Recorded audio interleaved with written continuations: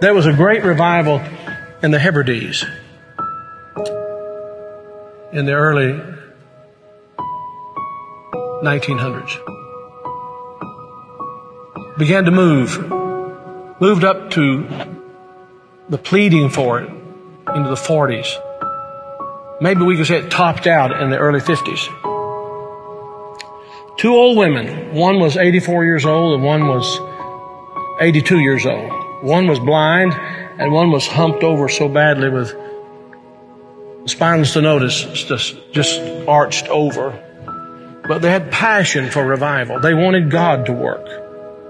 This is what happened. They couldn't even get out to the church to pray. They couldn't even get out to the church to worship. Their house became a place to meet. People came in. They got so passionate about revival coming to their isle, the Isle of Lewis. They got so passionate about it. They confronted the preacher and wanted to know if he was thoroughly right with God.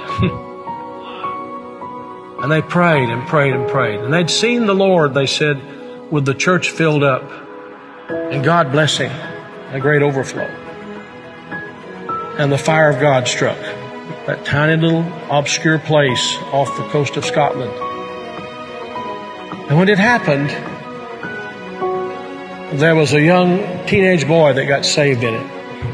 His name was Donald. And the preacher became so dependent upon Donald and so close to Donald, he would ask him to lead in public prayers and help him with the meetings, and he did.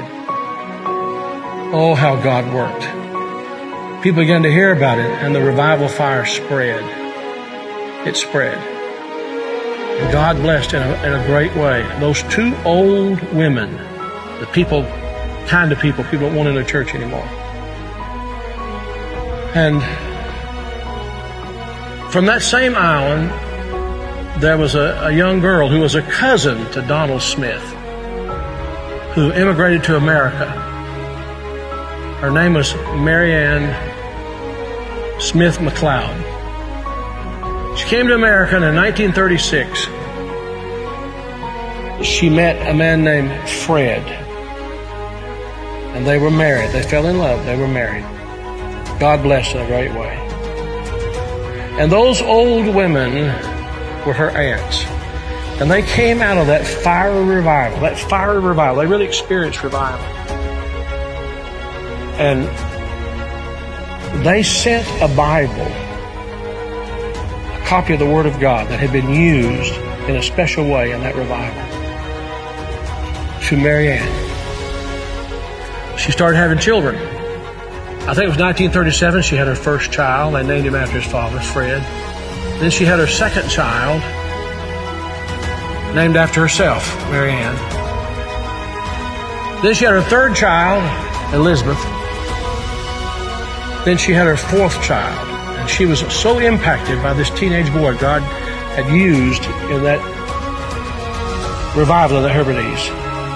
She named him Donald. And she gave him that Bible, the Hebrides Revival Bible. He was born in 1946. He's now the 45th President of the United States.